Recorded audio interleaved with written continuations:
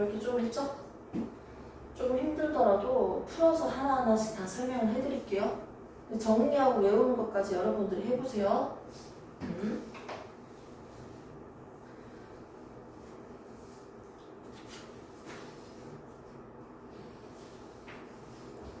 자, 갑상샘 먼저 출발합시다. 갑상샘에서 갑상샘, 따뜻하니 모양 모가지. 갑상샘에서 분비되는 대표적인 호르몬이 바로 이 티록신입니다. 이 티록신이라는 호르몬이 분비되면요, 무슨 일이 발생한다? 세포호흡이 촉진된다는 거예요. 호흡을 하는 근본적인 원인에 대해서 먼저 한번 보도록 할게요. 생명체는 호흡을 합니다. 어떻게? 내가 밥을 먹었죠. 영양소를 먹고 산소를 가지고 호흡을 하면요, 결국 개수비 안 맞출게 뭐가 만들어져요? 에너지가 만들어져요. 에너지를 생산하기 위해서 사실 호흡을 하죠. 근데 부가적으로 노폐물이 만들어지긴 하겠지. 여기에서 원래 가지고 있었던 에너지 양에서 몇 %요? 66%는 열로 대부분 방출하고요. 맞죠? 34% 정도만 저장이 됩니다. 에너지 형태로. 대부분 열로 방출이 되다 보니까 티록신이라는 호르몬은 세포호흡을 촉진시켜서 열을 많이 발생하게 만드는 호르몬이다 라고 생각할 수 있겠네요. 그러면 1차적으로 티록신이 많이 분비되는 사람은 무슨 일이 발생할까? 빼빼 마르겠지. 눈알이 삐져나오듯이 눈알이 돌출되어 있고요. 헬쑥해져 있겠죠. 세포호흡이 계속 있으니까 내 영양소를 계속 파괴해서 쓰잖아. 내 몸의 영양소를 지방으로 바꿔서 저장할 틈이 없네. 살이 조금 좀 빠지겠죠. 가다증은 그렇게 되겠죠. 근데 만약에 티록신 양이 적게 분비된다면 어떻게 될까요? 세포호흡이 촉진되지 않으니까 반대로 오동통통 되겠죠? 자, 그러면 내가 이 티록신은 언제 필요할까요? 여러 가지가 있겠지만 아까 전에 얘기했던 체온을 조절시키기 위해서 필요한 녀석이죠. 체온 조절을 할 건데요. 내가 더울 때가 있고요. 내가 추울 때가 있어요. 자, 단순하게 생각할게요. 우리 몸을 일정하게 조절시킨 뒤에 나오는 내용입니다. 어차피 똑같아요. 더울 때는요, 열을 많이 만들면 돼요, 안 돼요? 열 발생은 줄여야겠죠. 하지만 바깥으로 내보내는 열 방출은 많아져야겠죠. 됐습니까? 자, 추울 때는요, 열을 많이 발생시켜야겠죠. 열 발생량은 증가시키고 열을 바깥으로 내보내는 양, 방출량은 줄여야겠죠. 됐습니까? 그러기 위해서는요, 열을 많이 발생시킨다. 추울 때는 당연히 티록신이 많아져야겠죠. 분비가. 더울 때는 억제돼야겠죠. 됐습니까? 어차피 뒤에 나오는 내용이니까 같이 곁들여서 바로 설명을 하고 끝내겠습니다. 자, 그러면 열을 많이 발생시키기 위한 방법은 다른 방법도 있지만 티록신의 분비로도 조절이 가능하네요. 그러면 열 방출에 대해서는 어떻게 될까요? 내가 너무 더워. 더운 여름에 선생님 팔뚝에 있는 털들을 보면요. 털들이 누워져 있어요. 느슨하게. 모공은 살짝 확장된 느낌이 나고요. 잇모근도 해벌레 이완되어 있습니다. 잇모근이 수축하게 되면 이 털 자체가 빳빳하게 서요. 닭살이 되게 많고 털이 세워져 있어. 추운 날에는 닭살도다. 그리고 안에 있는 혈관까지 한번 볼까요? 더울 때는요, 혈관이 이완되어 있는 상태입니다. 그러니까 피부랑 말은 가까운 거지. 추울 때는요, 혈관이 수축되어 있는 상태예요. 피부랑 멀리 떨어져 있는 거죠. 오케이? 그러다 보니까 당연히 추우면 어떻게 된다? 열을 바깥으로 내보내면 안 되기 때문에 혈관이 수축되어 있고요. 열을 방출시키는 걸 억제하기 위해서 잇모근이 수축되어 있고 털은 세워져 있어요. 하지만 더울 때는요, 열을 많이 방출시켜야 되기 때문에 피부와 좀 더 가까워지죠. 즉, 혈관이 확장되어 있고요. 그리고 잇모근은 이완되어서 넓어져 있는 상태로 털은 누워져 있습니다. 됐습니까? 이런 형태로서 열 방출을 증가시키고 열 방출을 감소시킬 수가 있다는 거죠. 이렇게 해서 우리 몸의 항상성 조절시키는 것들이 체온 조절하고 혈당량이 있고 삼투압이 있는데 지금 체온 조절에 대해서 한번 봤습니다.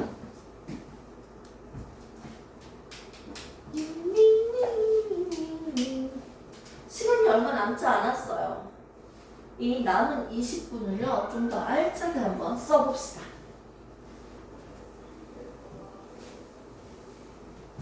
별거 없죠. 자, 갑상샘을 보니까 또 한 개 더 보이잖아요. 이게 뭐예요? 칼시토닌 적혀 있습니까? 칼시토닌. 칼시토닌이라는 호르몬이 어떻게 하냐면 혈중 칼륨 농도를 감소시킨대요. 혈액에 있는 농도를 얘기하는 거겠죠? 칼슘 농도를 어떻게 감소시킨대요. 우리가 칼슘을 섭취를 하고 몸에 칼슘이 존재합니다. 그런데 이 칼슘은 어디에 존재하냐면 많은 부분에서 칼슘이 필요를 해요. 근육을 수축할 때도 필요를 하고요. 혈액이 응고될 때도 필요하고요.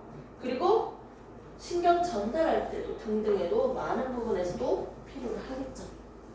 자, 그런데 이 칼슘이 뼈에도 있고요. 혈액에도 혈중에도 있습니다. 됐습니까?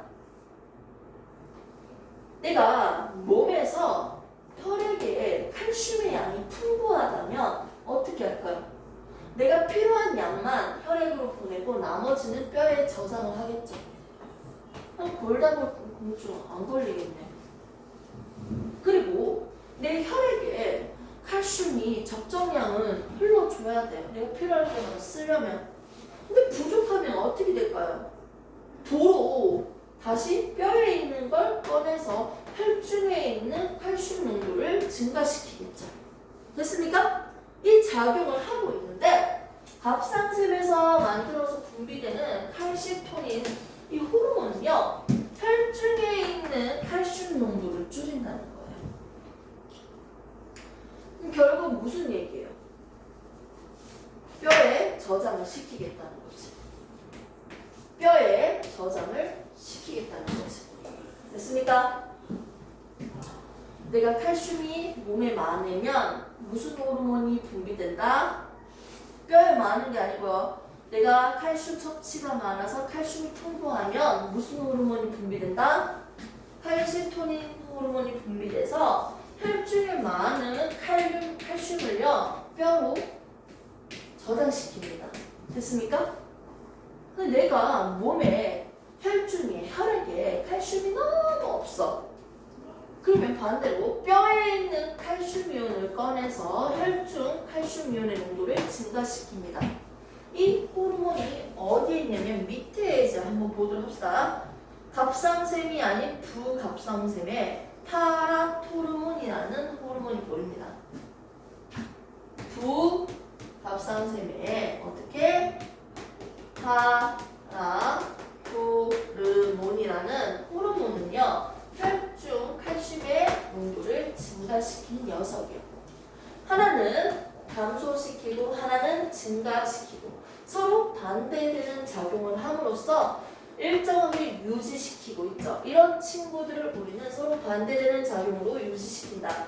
길항작용이라고 합니다. 이런 것들이 한 개만 있는 게 아니고 여러 개가 있겠죠.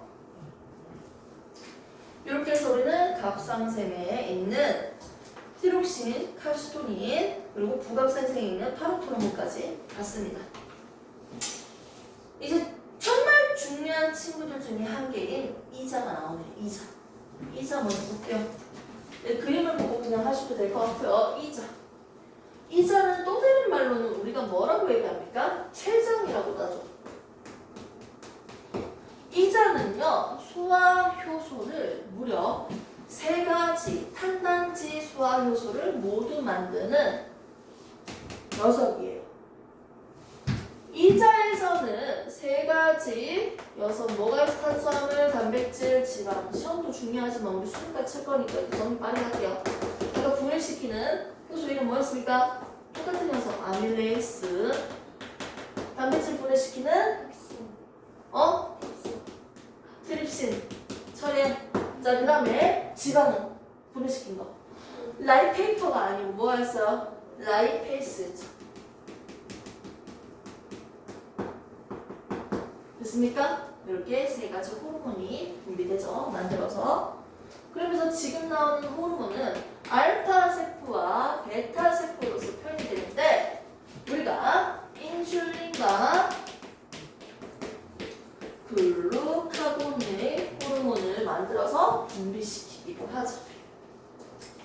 알파랑 베타를 꼭 헷갈리지 않고 같이 연계시켜서 보셔야 됩니다. 뒷면 보시면 이자의 그림이 조금 더 확대되어 있는데 사실 큰 의미가 없어요. 이렇게 봐도 그 그림이 그 그림이에요. 맞죠? 자, 그래서 알파세포는 뭐다? 글루카곤 호르몬. 베타세포는 인슐린이다. 이렇게 꼭 헷갈리지 말고 꼭 연결을 시켜주셔야 돼. 근데 인슐린과 글루카곤이라서 인슐린은 먼저 앞서서 생각을 하니까 알파는 인슐린이라 착각하는데 인슐린 베타입니다. 인슐린과 글루카곤을 만들어서 쓸 건데 이거 어디에다 어떻게 쓸 거냐? 얘들 뭐하는 녀석이냐? 이걸 봐야 될 거 아닙니까? 다시 한 번 더 정리할게요. 내가 밥을 먹고 나면 혈액에는 뭐가 많아요? 영양소를 흡수했으니 포도당이 겁나 많지. 나 혈액인데 이 혈액이 뭐가 많아요? 포도당 당당당당당당 그리고 포도당이 겁나 많아요. 됐습니까? 그럼 이걸 혈액으로 다 보내버리면 혈액이 끈적끈적해져서 위험해요. 일정 포도당만 혈액에 보내줘서 혈당량을 조절해야 돼. 그렇기 때문에 모세혈관을 통해서 흡수하면 어디를 갑니까? 간 문맥을 지나서 어디로? 간으로 갈 거예요. 그 다음에 간 정맥으로 지나가겠죠. 오케이? 결국 심장으로 가겠죠. 됐습니까? 자, 그러면 혈당량이 일정하지 않고 변동이 잦은 구간은 바로 이 간문맥이에요. 여기서 포도당이 다량으로 이렇게 이동을 하면요. 포도당을 여기에다 저장해야 될 거 아니야. 단당류 자리로 이동하기 쉬운 녀석인데 어떻게? 묶어줘야지. 오케이? 됐습니까? 즉 글리코젠 또는 코젠의 형태로 묶어줄 거예요. 뭘? 포도당을 글리코젠으로 묶어주는 녀석은 인슐린이에요. 인슐린.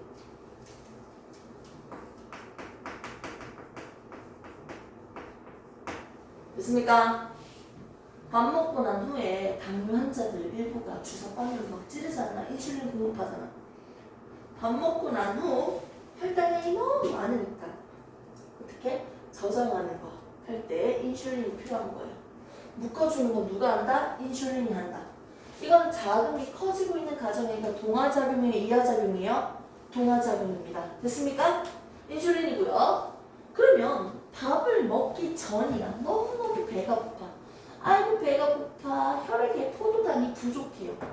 포도당이 적어요. 그럼 일정한 포도당은 있어야 돼. 그래야지 세포들한테 밥을 주지. 그러면 몸에 저장했던 이 글리코젠을 다시 어떻게? 분해시켜서 포도당으로 분해해서 혈액에 공급해줘야 될 거 아니야. 밥 먹기 전에는 배고프고 혈액에는 당분이 부족하니까 이 과정 글리코젠을 분해한다고 해서 얘는 글루카곤입니다. 이렇게 외우세요. 글리 됐습니까? 글리코젠을 분해한다고 해서 글루카곤이다. 이렇게 외우세요. 그냥 단순하게. 여기서 분해시키는 녀석은 이하작용을 해주는 호르몬은 글루카곤입니다. 됐습니까? 정리하셔야죠. 밥 먹고 난 후, 밥 후, 뭐다? 인슐린. 밥 먹기 전 혈액에는 당분이 너무너무 적어요. 글루타곤 호르몬의 영향을 받아서 분해된다. 이런 인슐린, 혈당량을 조절시키는 인슐린과 글루카곤은요. 인슐린과 글루카곤은요. 어디 있습니까? 이자에서 만들어서 분비시켜줘요. 어디로 분비시킬까요? 간에서 일어난다고 했으니까 어디로 표적기관이에요? 간이 표적기관이겠네요. 됐습니까? 작용하고 있는 곳으로 분비시키면 되겠지. 혈액을 통해서 운반해서 분비, 발사 이렇게 보시면 됩니다. 지금 두 번째 과정은 우리가 배운 거예요. 혈당량을 조절하는 방법. 식전과 식후로 나눠서 우리는 인슐린과 글루카곤을 사용합니다. 식후에는 뭐라고 했어요? 인슐린이라고 했죠. 인슐린을 분비하며 저장하기 때문에 혈당량이 어떻게 됩니까? 결국 혈당량을 감소시킵니다. 결과적으로. 됐습니까? 밥 먹기 전에는 뭐라고 했어요? 글루카곤이라고 했죠.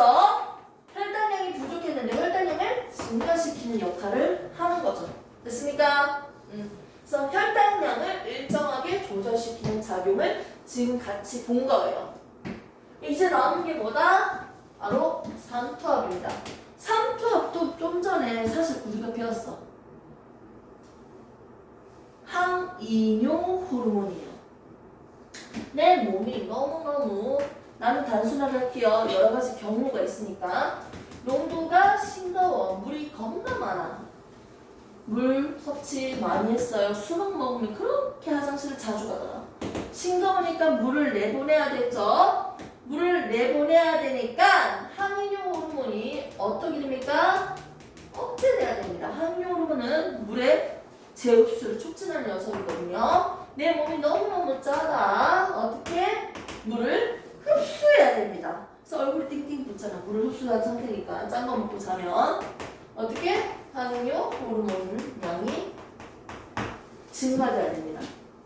내 몸에 농도를 일정하게 조절하기 위해서 몸의 농도에 따라서 항이뇨 호르몬의 양이 조절될 거예요. 이렇게 해서 우리는 항상성을 조절하는 기능에 대해서 우리 한번 정리를 해보면서 호르몬도 대략적으로 한번 외워봤습니다. 나머지 친구들까지 몇 개 체크만 해서 정리만 해주시면 됩니다. 앞부분으로 다시 돌아올게요. 이거 뒤에 보니까 너무 복잡해 보이니까 앞부분 사람 하나에다가 단순하게 그림 그려져 있는 것만 보시면 됩니다. 볼게요. 자, 먼저 갑상샘, 부갑상샘 넘기고요. 내하수체, 이자 넘기시면 되죠. 먼저 밑에 정소와 난자를 먼저 보겠습니다. 정소는 대표적인 호르몬은 아니고요. 거기서 하나를 그냥 꺼낸 거예요. 테스토스테론, 남성의 2차 성징을 발현하도록 도와주는 호르몬이죠. 예를 들면 남자들이 2차 성징이 뭐야? 어깨가 넓어진다. 안 그런 친구들도 있지만 어깨가 넓어지고 목젖이 나오고 털이 나오고 그리고 변성기 또 뭐가 있죠? 뭐 있나? 뭐 힘이 세지나? 뭐 그런 건 없지만 아무튼 이런 것들이 2차 성징이죠. 여자들은요. 가슴이 발달되고요. 엉덩이가 이제 커진다고도 하고요. 그리고 또 월경을 한다. 그리고 털이 나온다. 이런 것들이 2차 성징이죠. 됐습니까? 이런 2차 성징들을 발현하는 테스토스테론 그리고 에스트로겐, 에스트로겐 등등 다른 친구들도 있겠지만 이런 친구들이 있습니다. 그리고 다른 역할을 하는 호르몬도 같이 보이네요. 배란이 뭐예요? 난자가 만들어서 바깥으로 배출되는 걸 우리는 보통 배란이라고 하죠. 이 배란을 억제하고 임신 시 자궁 내벽 두께를 유지시키는 호르몬이 바로 프로게스테론입니다. 왜냐면 아기가 착상이 되어 있는 상태니까 자궁 내벽이 깨지면 안 되잖아. 사실상 유지시켜야지. 혈액이 바깥으로 나가면 안 되지. 맞죠? 이렇게 해서 우리가 배웠고요. 이제 한 개 남은 게 뭡니까? 부신이죠. 부신. 콩팥 콩팥은 심장이라고도 하는데 이 콩팥의 위에 보면요 약간 모자처럼 덮어 씌워져 있는 느낌으로 그려져 있죠. 위에 뚜껑처럼 있네요. 이걸 바로 우리는 부신이라고 합니다. 이 부신도 겉질과 속질로 나눠서 볼 수 있습니다. 자, 겉질을 보면요 혈당량을 증가시키는 당질 코르티코이드, 그리고 나트륨을 재흡수시키는 무기질 코르티코이드, 그리고 속질에는요 혈당량을 증가시키는 에피네프린이 있습니다. 자, 그러면 혈당량은 언제 증가시켜야 돼? 세포호흡이 촉진된다면 혈당량은 증가해야 돼. 세포호흡할 때 포도당이 필요하잖아. 그러니까 혈당량 증가시켜야지. 흥분 상태, 화났을 때 이런 것들 혈당량 증가시킬 때 이 호르몬들이 분비되면서 사용되겠죠? 자, 그 다음에 무기질 코르티코이드는 나트륨에 대해서 처음으로 언급된 녀석이지. 내 몸이 너무너무 싱거워. 그리고 염분이 너무 없어. 소금이. 그러면 어떻게 해야 돼? 나트륨을 몸 밖으로 내보내지 않고 우리 몸으로 흡수하기 위해서 당질 코르티코이드 밑에 있는 무기질 코르티코이드 얘를 촉진시키겠죠. 그래서 어느 정도 나트륨을 흡수할 수 있도록 도와줍니다. 이렇게 해서 우리는 기본적으로 한번 봤습니다. 밑에 있는 건 참고사항으로 한번 보시고요. 여기서 마무리하기 위한 한 단계만 참고로 보도록 할게요. 중요한 부분, 항상성 유지의 원리, 대부분이 음성 피드백이다. 여기 적혀져 있고 이 그림이 있습니다. 한번 찾아보실래요? 몇 점 넘기면 바로 나와요. 요거 찾으세요. 요거 찾으시면 됩니다. 자, 요거 찾으시면 자, 왼쪽에 있는 항상성 유지 원리 간단하게 한번 정리한 것만 한번 다시 한번 체크할게요. 대부분이 음성 피드백인데 뭐만 양성 피드백이다? 옥시토신만 양성 피드백입니다.